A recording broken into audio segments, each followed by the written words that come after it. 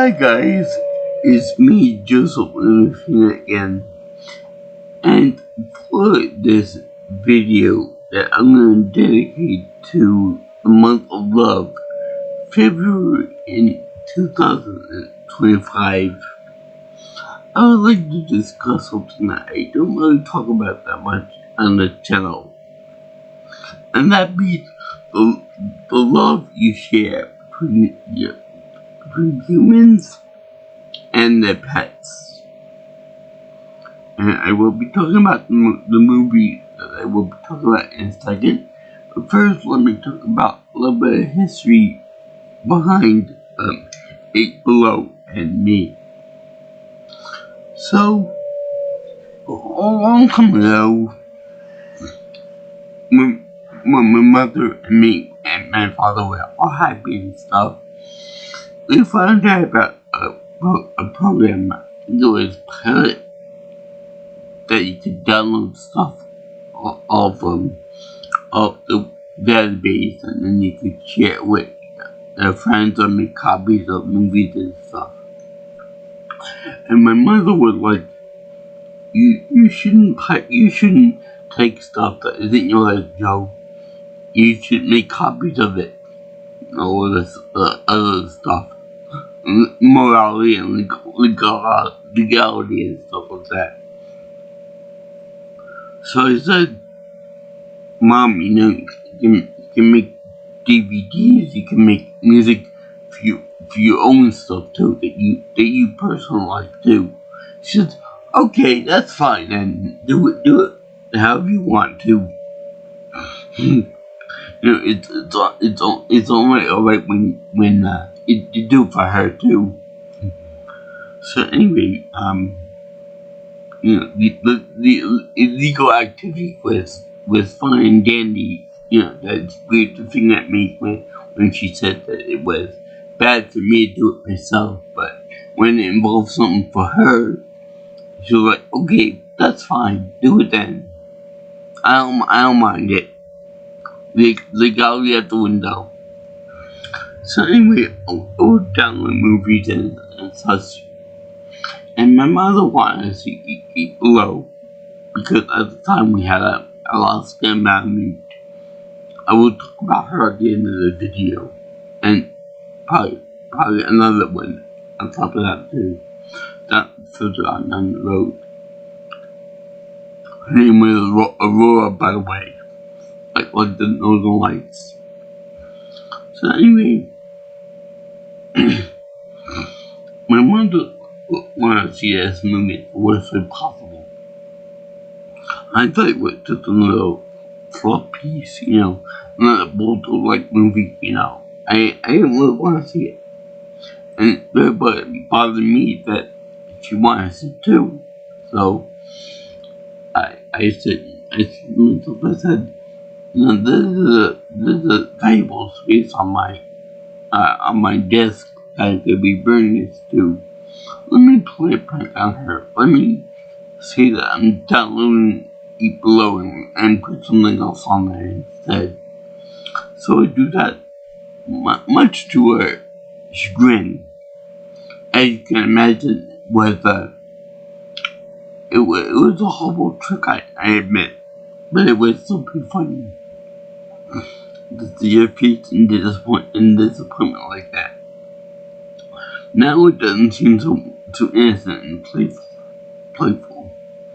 But yeah. So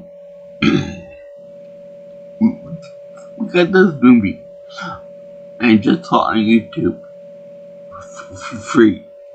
I guess that the person that put up there said, screw the mouse, screw Disney, let me put this up there along with other Disney movies for free, like Who Framed Roger Rabbit, and others too, I'm sure. By the way, I had no idea that this movie was made by the Walt Disney Company. It was very disappointing to me, as well as the ending too. Well, I'll get to that when I get to that. But anyway, this movie it stars Paul Walker as Jerry. Now, what's important to note is that this movie is quite below, but it's also known by the open title, The Fast and the Furious Antarctica Drift. Yeah, this came out in like 2005, 2006 time period. So this was during the time that they were making that the movie Tokyo Drift came out. The one Fast and the Furious movie where he wasn't part of it. So they were able to put him in there. He was able to expand his repertoire besides that movie franchise, which is fine by me.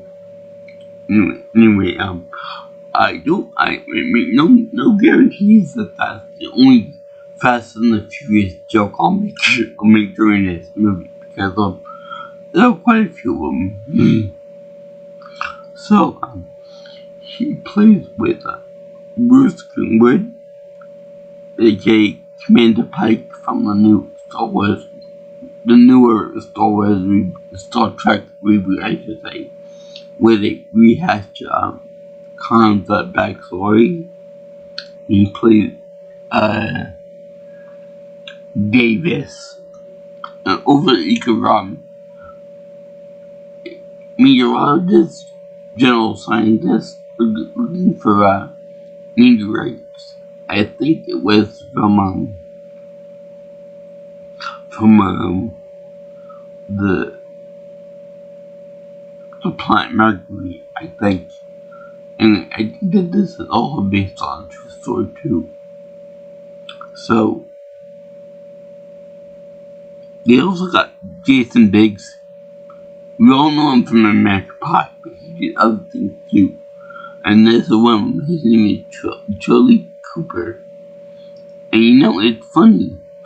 The three main guys in the movie, they all have last names attached to the characters. But Moon Bloodgood, her character is just named Katie. Fuck the woman character. Fuck the love interest, Nobody cares about her last name, because she's just gonna change to Shepard at the end, Jerry's last name. So, yeah, it's kind of noticeable. But, anyway, they show that these guys are in Antarctica.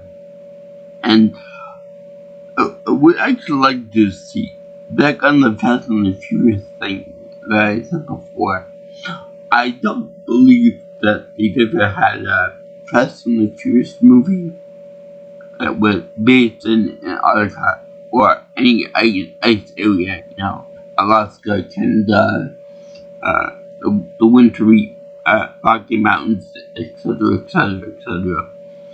So that's something that I think that they should go into, possibly, besides going into outer space, which is totally possible.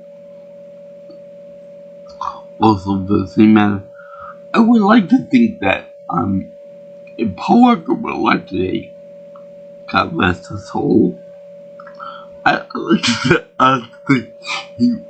think that he would be in a Super Bowl ad, right, with Vin Diesel and Mr. Rodriguez doing that. Not so fast, not so furious. Relaxation. Drive down California Road. That would be fun. So anyway, they have them on this because an Antarctica expedition with 8 tiny dogs, the Malamute and the Huskies, the Alaskan Malamutes and the Siberian Huskies. Now, it's funny. Well, also I should point out that the video game franchise that I think spawned the Fast and the Furious franchise to begin with, Need for Speed Underground, and others. I don't think that they ever had a ice area either. So that would be something that'd be kind of interesting for them to explore in future games. I know that Burnout had them, and I would like to see them more in a Forza Motorsport, games too. And let's see, what would the other one? Gran Turismo, which my mom pronounced Gran Turismo. But I would like to see that because those type of games are more realistic, more simulation. So got the track, got the in the street racing type thing, like more realistic. So I would think that dealing with wintry weather would be a new avenue for them to go on. No pun intended on that one, but I feel that would be a realistic way for them to go. To explore another aspect of driving. And it's funny that Burnout is more arcadey than those other games, and Forza and Need for Speed and the other one, Gran Turismo. But they got that area knocked out of park pretty much. Except there's no real true ice ticket that's in there. The tracks that are put on ice areas. With no actual spin-outs, burnouts, or loss of traction, or whatever else you could think of for snow. So it's less Mario Kart-ish, more like Need for Speed in that regard. Probably they remain consistent. But in any case, even Halo's got more realistic ice physics in the driving levels, and which I can do pretty well with a Warthog. But besides that, back to the actual movie, because this movie is actually really good. It made me tear up at the end. Now, they have to do like an expedition into the unknown areas to find meteorite fragments, in the snow. Because not only does the snow preserve wherever rocks fall from the sky, but whenever a rock falls from anywhere, it's pretty damn noticeable because it's brown versus a white background. You will notice it from a far distance. So,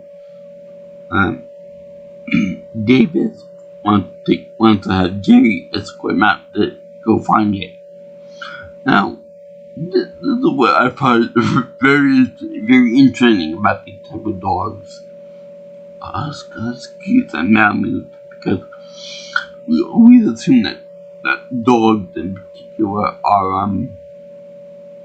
are just pets. Chihuahuas, Pomeranians, German Shepherds, Rottweilers, those types of dogs. They're just pets. They're just stupid animals. They got good guard tendencies. They got good protection qualities against people and or wild animals and beasts and things like that. But they're just loving pets. And we love them in turn too. But this movie actually shows that the dogs are more of a family to I was about to say bargain, but Jerry, you know, and David's like, uh, okay, why do you love this animal so much?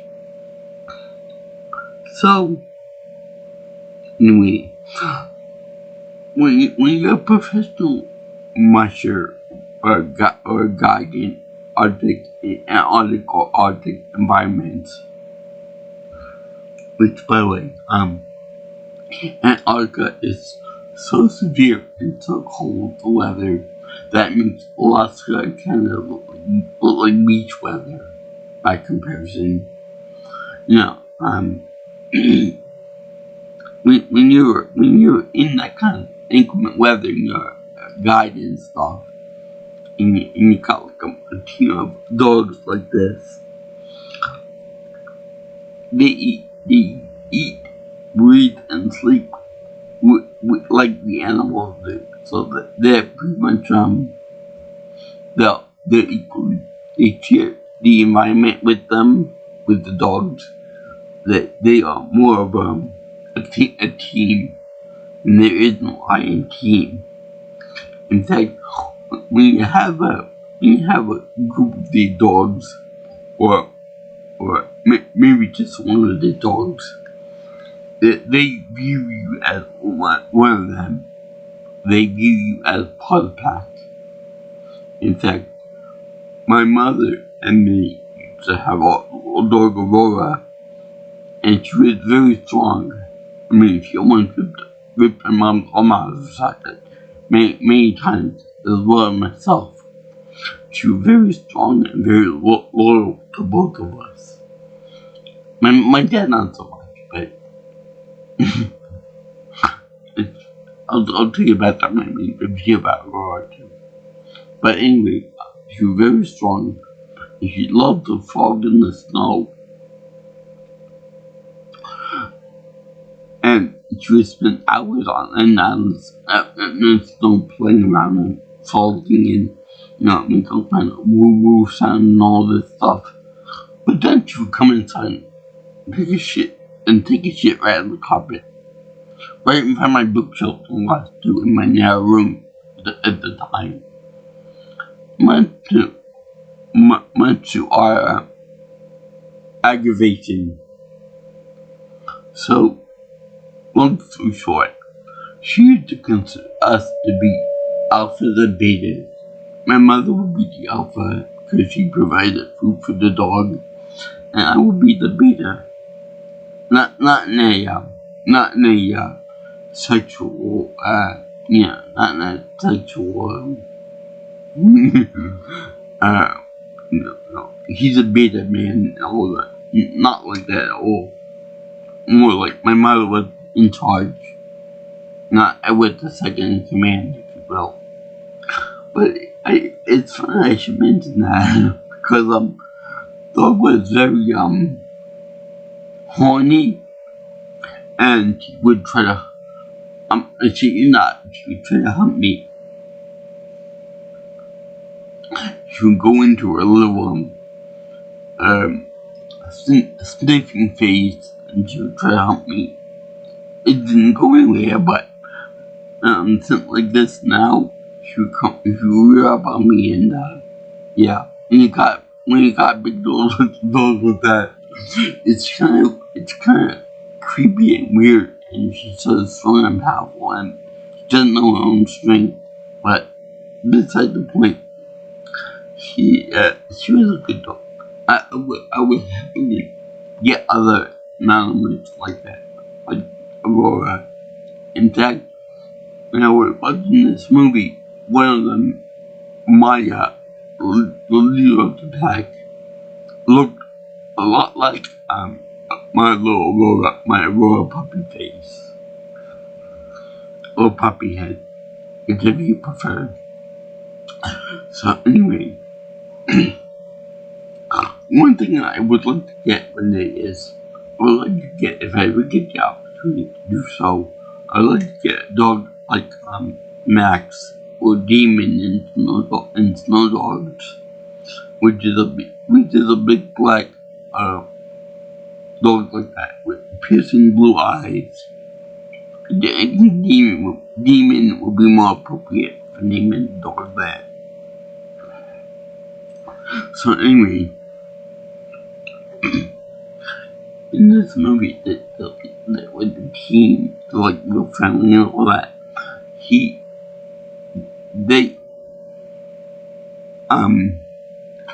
the humans owe their lives to the dogs, as well as the livelihoods, and dogs owe their lives to the humans who provide food.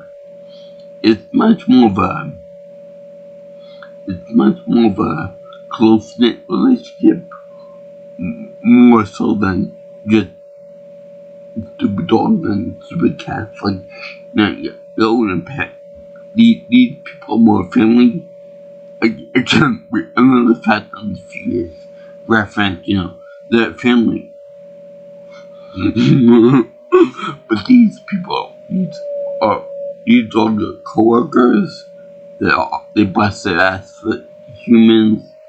They're just general, more competent and more heavy workers than your average dog. Besides guard dog, besides guard human or whatever. And this part, Jerry knows what to do about certain emergency situations. Like, for example, when Davis goes out of the marked area to find a big rock that tells Mercury against.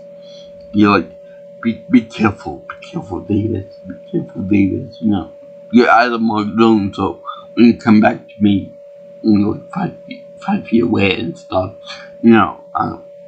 follow your team she'll come back, you see footprints or whatever come back here. So that that ground is stable. Whereas everything else is kind of like unknown underneath the foot thick of ice or whatever. You don't know that it's gonna be stable. I mean, foot thick of snow. So you don't know exactly what it's gonna be like underneath it. It could be like a solid rock, or it could be like a cavern or something, or a lake bed or something like that. So anyway, we could come back, and then they're doing something or other. He falls into David falls into the frozen lake, which then you have Jerry panicking, but knowing exactly what to do, like a true professional would in those conditions. He said, that you better grab the outside lip of the ice, because you freeze a lot slower than you would drown. Okay, that makes sense. So he grabs the outside, the lip of the ice, and then you have Maya, I think it was. Yeah, Maya, the most experienced leader of a bunch, go out, get the rest of the guy, and put one of the loopy ropes over one of his shoulders and his neck, to pull, so that Jerry can pull him over to safety. So, you see how good the dogs are trained in this regard, because the dog weighing like, I don't know, maybe 50 pounds, maybe 50 pounds, something like that, is a lot lighter than a human being. So he sends the dog to get him, and you see the dog crawling his little paws and legs and stuff, low to the ground and whatever, and he does manage to put the loop around the guy's neck and shoulder, and pull him with safety and stuff, and And Jerry says, "We'll take you home now. We'll put you on the sled and every night and take us down." Now, this part that remind me a lot of Balto. When they have that weird, when they have the Professor Musher on the sled, take him home, take him no more Alaska, or wherever they were going. So they end up going back to the research area, the American one, and then they end up going to they end up having to leave the dogs behind for because they can't get them on the plane. So the girl, Katie, is the pilot. So unfortunately, she feels really bad about it, but not as bad as Jerry does. Jerry does. Jerry torn up about this. He knows that it's going to be a very harsh winter, a harsh storm coming over there, and he knows that they might not make it, even though they are built for snow, and that they always have videos of mountains and huskies being buried in the snow and being fine, and being able to go woo woo woo afterwards too. So anyway, they have they end up leaving the dog behind, chained up, in the same formation that they in when they go marching, and he feels really bad about it, and they make a few passes to get hold of the dog before they end up going back home. So when they're back home, they're like trying to get back to the dog to rescue them.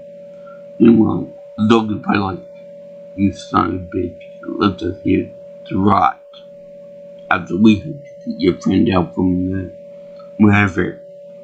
So then the guy Davis gets an award and whatnot for his finding a big rock from space, and Jerry constantly trying to get back to the dogs because they don't want to leave teammates behind for one. But eventually, the dogs end up getting free, except for old Jack. Now, old Jack is 10 years old. I don't know how old Aurora was when her family passed away, but I think she made it beyond 10 years old, because when we got her, she was 2 years old after being returned back from her previous owner. So, yeah, she had some trauma, some issues there. But anyway,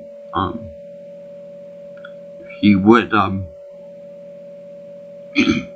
she lasted a lot longer because we didn't have her go into harsh conditions or gonna let us heal off.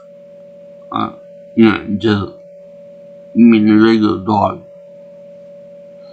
So anyway, the husky and Maggie all get free except for old Jack, which just lies there and just, I don't know, probably said that if you could go into his head, he probably like, "I'm too tired, gotta sleep. Nobody coming back for me, so I might want to go to sleep." And he does, and he passes away. I think it's implied that very night. Unloved, uncared for, all that. We feel bad because they did at the end of the movie when Jerry come back for they're like he took the chain and and he sees that the dogs are he follows the chain and finds out that one of them is still attached. He's like, oh my god, I should love them.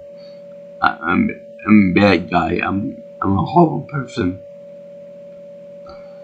And then you find out that the dog was actually preserved perfectly in the snow, which is scientifically accurate because there's no type of it's decay in Antarctica. You have to go for a long time before it gets to that point to where something would decay, and there's no bacteria and stuff, so everything is pretty much preserved there. Not to be gross or anything, but yeah. And it's and the animal is actually under the snow, so that helps preserve it even more. So anyway, get beyond that morbid topic. Yeah, dogs go free, and during the time that they actually focus on the dogs, which is a lot in the last hour or so of the movie, you do like a mini documentary type style thing. Even though I'm sure that during the event that this is apparently based on, they wouldn't be able to know exactly what happened to these dogs. But based on, I guess, behavioral traits of these type of dogs, they revert back to their wolf ancestry. Because they're very close to wolf.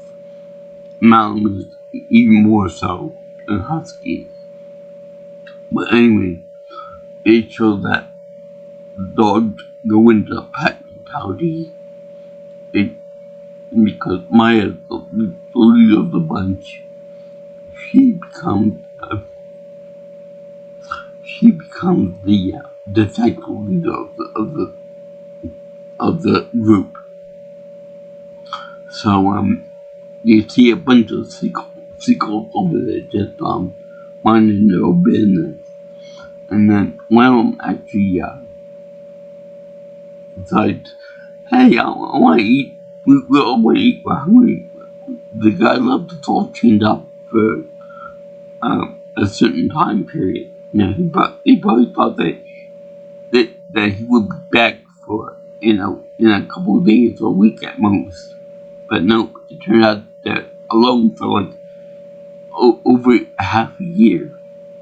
And yes, you do keep track of all that.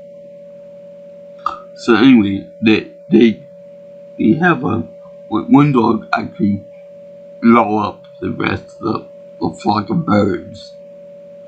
And one dog is chasing them this way, the other dogs come in like bats out of hell and devour or kill the other pack from this side as they take off. Kind of like a distraction type thing. Very pack oriented. So Max is like the young buck of the group, the black one, like he's about to kill you with those psycho eyes. So anyway, they kill Max and he wants to eat first, but according to pack mentality and pack rules, the leader gets to eat first, gets to pick the meal. So Max ends up having to not get any for himself. In fact, he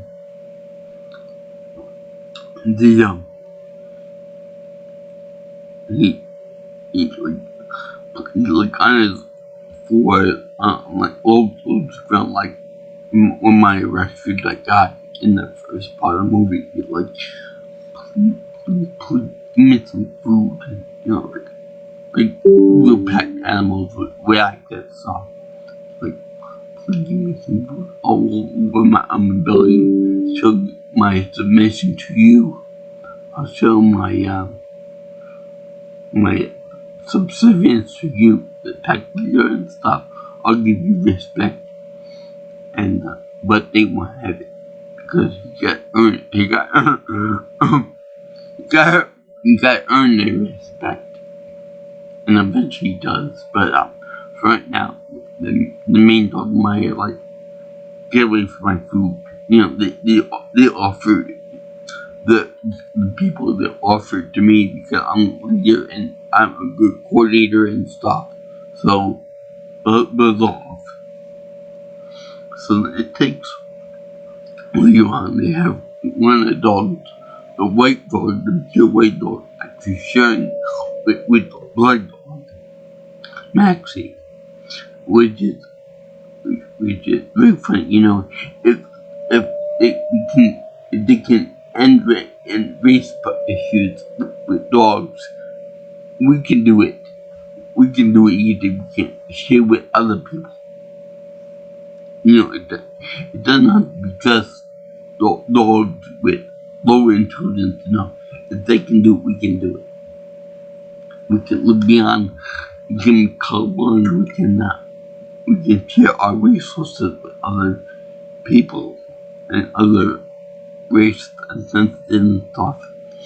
I'm sure that that's not what Disney was going for when they made this movie, but yeah, they have the little things about inclusion and resource sharing and stuff like that too. Anyway, another minor thing I noticed with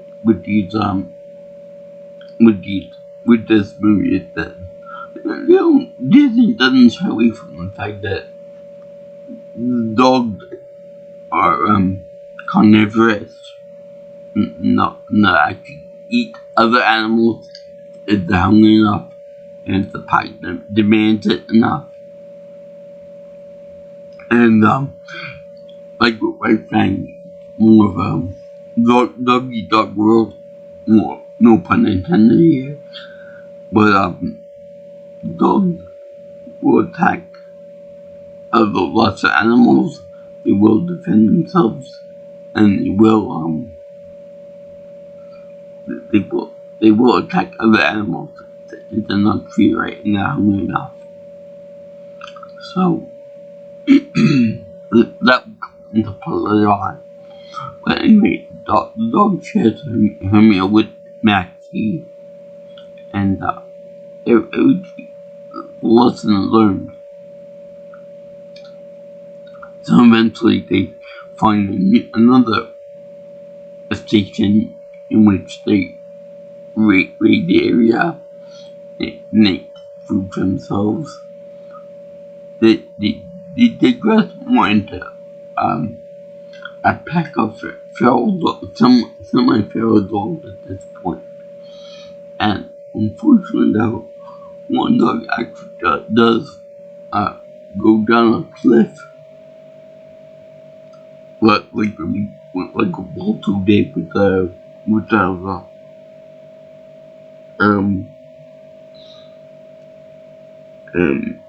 ice thing collapsed under him. So dog eventually gets injured to the point that they can't walk around, which will be mirrored later on with Maya. But the thing is that it's implied that the dog hit something on the way down, so he or she got internal injuries, even though there's no blood shown, because they can show viciousness with birds and with the seal later on and the whales, but they can't show the hero dogs being bloody and bruised and all of that stuff. So the dog eventually succumbed to their injuries, much to everyone's disappointment and stuff. So we don't want to see your dog die. We want to see them all come out alright. So they also show that they find like a killer whale that's been washed up on the shore. And this killer whale was like a buffet for them, a gourmet feast. So Maxie, who finds the dead animal, like tests it out first, and then by God, they show a sea lion over there. Maybe it's a pup. I don't know. It's not one of the really big ones, but it's fierce enough. Like in the, I guess the movie The People in the Penguin where it's accurate. Because this thing is beautiful, it's fierce, and it's hungry. Very, very hungry. It comes out of the whale like the creature from the Star Wars movie that comes out of the asteroid. And he almost took a nice chunk out of Maxie for his efforts to try to find it curious and stuff. So anyway,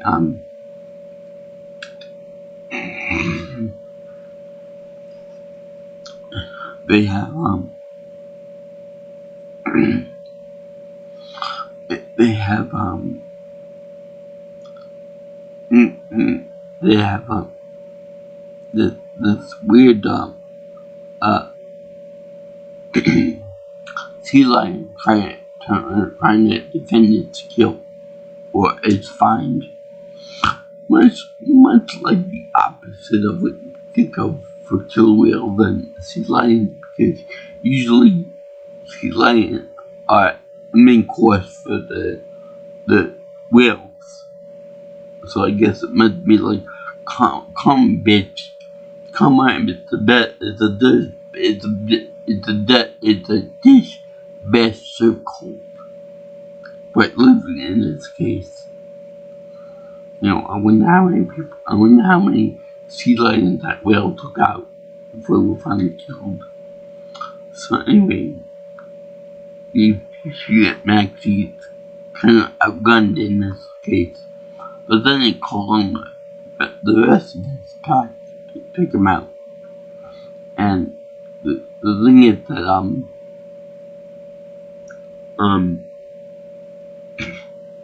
they function about like a plan type thing where Maxie will distract it by taking a piece of the flesh of the killer whale, completely Gmail movie. They take a piece of the flesh of the killer whale to lower the sea lion away from it, while the others feast on it on the main course. So it's this wonderful underwater shot in which the sea lion trying to chase after Maxie underwater. I guess it's fast underwater, even though it's pretty nimble on the land. So anyway, the sea lion ended up catching up with him and doing like one of mermaid bursts, like Little Mermaid, like Ariel. So then when he found out that he was had, I guess the sea lion goes back to defend its find, like animals would. And also have the sea lion take a nice chunk out of the leg of Maya, thereby ruining her mobility. I know exactly what she's going through. So we see the dogs, they viciously attack the sea lion for taking a meat a bite out of their own kind. So eventually they chase him off. and then the dogs take their fill of the whale. So then And they could have showed respect. You know, everyone is over there trying to help out Maya, the injured dog. Even Max is like, get up. Please get up. Please get up. You gotta do this for me. I love you. All this stuff. So the dog is like, you still like let me fight here. And he like all fours and stuff, and give off him food and stuff. He won't eat until the leader gets their own food. But it's like a mirror of the first one. Lets him learn that Maya is the ruler of the pack. I don't know whether it's a woman, if it's a female dog or not. I think with those dogs, the females lead. That's why my mother was the alpha. But that's what it is. So anyway, they showed that the dog is not bowing down to Maya. And Maya, in a turn gesture, kind of like passes on the torch to Maxie, because Max did all the decoy stuff and found the kill first of all. So that was nice. Now, all this is not all just savagery and killing animals and stuff like that. There are some actually strong moments. For example, dog, she's the southern lights in the sky. So on the ground, they start chasing them around like you would see like getting an oil spill, for example. When you see oil on the ground, you have like rainbow colors on the screen. So the animal actually, the dog, the animals actually chase the sheep and try to eat the colors, which is very funny. Taste rainbows. That's what they try to chase rainbows. And it's really adorable.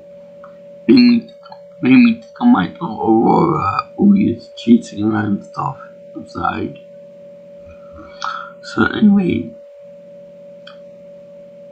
when Jerry and the others go back to the Antarctica on that rented boat from New Zealand, they end up, Charlie ends up saying, that there's a tiny station over there.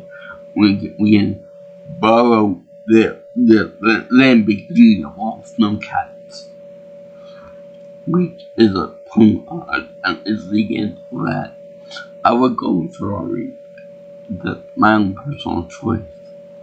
But anyway, to get into it, the snowcat, and he even said to Katie, now, do you remember when you took me flying and you never gave me a respite because he's flying? Well, strap on tight, gun it, and he gives her a nice little ride there, even though she is meant to be involved with Jerry. So anyway, yeah. Davis uses his money, using lots of $1 for the expedition for the first part of the movie. He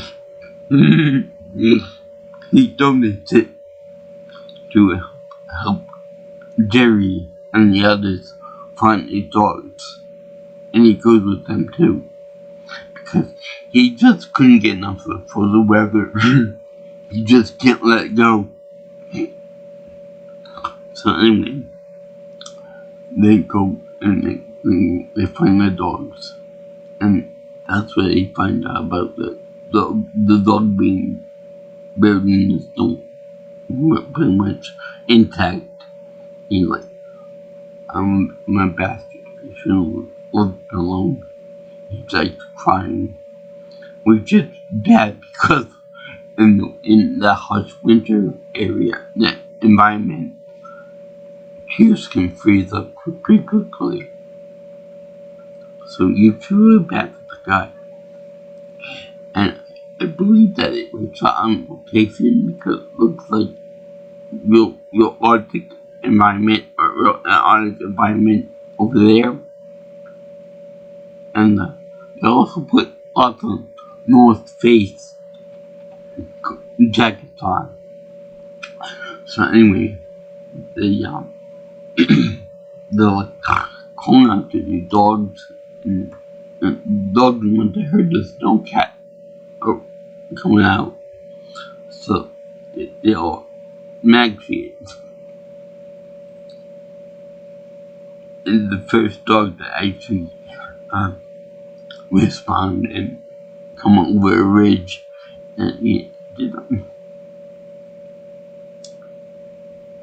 and very heartwarming to see get reunited. Even Charlie's like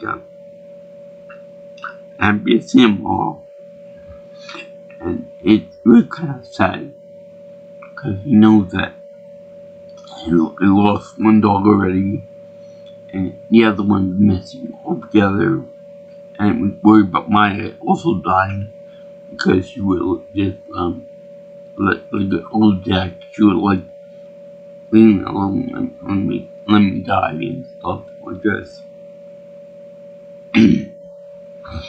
So the dog that something all of them are humans. Charlie, Katie, Eamon Davis. And then like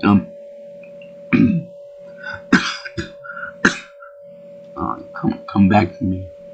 So they'll get in the car. They'll get this cat and they evaluate. And then Max like, but we got one more down.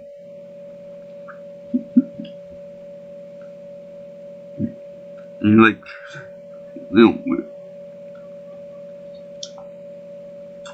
our mission is not complete until we get everyone who's left behind. There will be no one left behind on my watch. So Jake goes over to call the dog. And he said, Maya there. And we assume that it's going to be the same with old Jack and the other dog that died. And it's like, he's like, I'm a bastard. And it's all to get lit. I'm so bad for me and all that. And then it's like, the dog is just twitching her ears. It's like she's alive, and he brings her in the car, in the cab.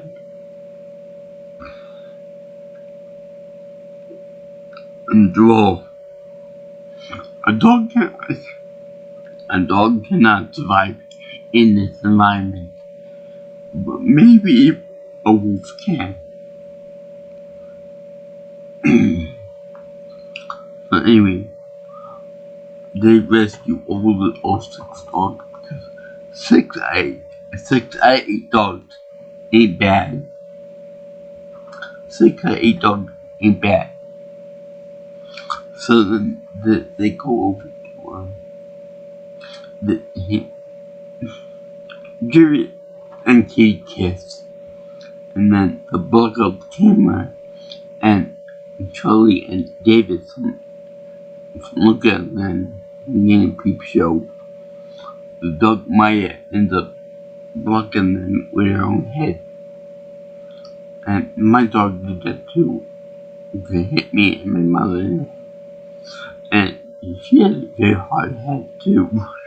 doggy. So she had no strength to get up, and, she had to have Jerry carry over to to the snow cat and other things too. And but yet she had no strength to block out the kiss. That was weird. What was even stranger was that when Maxie and the others were getting a lot of attention of the humans, it was weird that they were, you'd think that in those moments that Maxie would say, no, I don't want any attention. Oh, when you go back and get my nope, he's just an attention glory hound. He just wants attention and loving and kisses and rubs and stuff. You know, Maya could be on death's doorstep. You know, one more day she would have been obstacle. And but if that were me, if I were that dog, I would say, let me go back for you. Let me get the dog with the broken leg the most medical attention right away, or human attention, because time is of the essence for her. So anyway, the guy ended up rescuing the dogs, even though the dog had like just a broken leg from being slammed around by the seal and stuff. So that's the end of the movie. It went happy, and they dedicate the movie to the dogs and to the humans involved with them.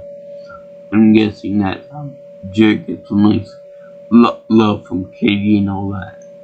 And then Charlie goes to college and gets American Pie, all that. And then Davis for Commander Pike. So yeah, that was the end of the movie. It was all happy and okay, and the dog survived. I don't know if they ever discovered the dog that posted it to death, but yeah. How was it that they were able to show what the dog did during the time period when there were no humans available on the land to document or film them? I have no idea. But let me just say that as far as the dogs go, as far as the actual breed goes, the Malamutes and Huskies, that was very accurate. That they can be buried in the snow and still enjoy themselves out in the cold. They are built for snow weather. They are very strong. They're very stubborn and strong and annoying. But one thing though is that when they were barking in the movie, I don't agree with that, because when I had my dog, she would woo woo woo thing, and she won't howl than anything else. Like whenever we like, you want to go out for it, or go out and get food. When I want to go outside, she would dance around and stuff, and she would go woo woo woo woo woo whenever she want to go out. And it was actually pretty fun to see her like that. You know, it was nice to see her being happy from her previous owners, I guess, that returned her and gave her PTSD whenever my dad came by. And she actually did something nice for my mother, because my mother was here with her own mother at this house. I was in college with my father and stuff, and he would take care of me and whatnot.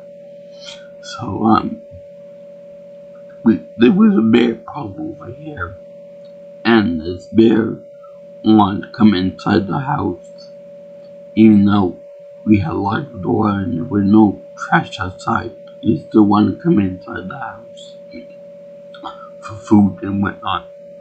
And my grandmother had Alzheimer's at the time, so my mother had to take care of her very often. So my dog had to weigh at least 50, 60 pounds of pure muscle and stuff and fur. God, there was a lot for with that dog and the courage and everything. But when this bear came around, she was fierce. She was so fierce. More so than the dogs with Free Willy and the sea lion. This dog was bouncing off the door, and the bear was on the outside trying inside the door. So the door was the only thing that prevented the dog from getting mauled and the bear from getting attacked. I like to think that even though the bear would have easily killed Aurora and my mother and grandmother, that the dog would put up a decent fight. Fight. So, I'm grateful for my dog. He would have protected my mother and grandmother and anybody else too. And I'm grateful for that. I'm grateful for my little puppy head. Anyway, I thank you for watching my discussion about the movie Below. I like movies. It made me cry again. And yet, I may not admit that I cried for a movie about dogs. I like the way they showed dogs being a team, doing like teamwork even after the master left. The boss, the master, the family, their friend, that whatever you would call Jerry. Because those dogs don't view their master as just another human being, just another random human being. If you met a coworker, one of them, and that fits out. And yet, it's very adorable, very cute, very cuddly. But they are extremely hard workers. It can be aggressive. It can be nice. It can be sweet. But this movie, it shows everything that dogs are truly capable of in extreme situations, being left alone for half a year in our couple of places. So yeah, it was very nice. It was very nice of David donating his money to help the guy get the dog back to humanity, because sometimes people can be quite cold and heartless and saying that get yourself other dog. They're just stupid animals. But this guy Jerry and David and Charlie really value these animals, that view them as family members, as co-workers, as more than just animals, stupid animals. Which it's what we all gotta do. We all gotta view animals as family, friends, whatever. So yeah, I enjoyed this movie. And as you can imagine, I give this my seal of approval because it was awesome. Watched by the Walt Disney Company, The House of Mouse. And I find it interesting that they don't have anything dedicated to, like, say, this movie whenever they do, like, a live action collection of their movies. Or like, whenever they have, like, Disney characters, like, they have Jack Sparrow, they have, Simba, Mufasa, and all that.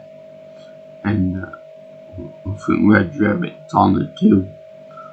They don't do that. They should. They should recognize this movie more. It's a good movie too. The effects are good. The animation is really spot on. So, if you like what you see here and you want to see more of my videos, you like, comment, share, and subscribe to my channel. As well, if you like, contact me for future information and future suggestions for my stuff on my channel by comment or texting me at my number, which is 631-707-3707. And you can also follow me on Twitter or X if you prefer at PNelsonPro. Also, my email is at jjsviewchannel@gmail.com. So,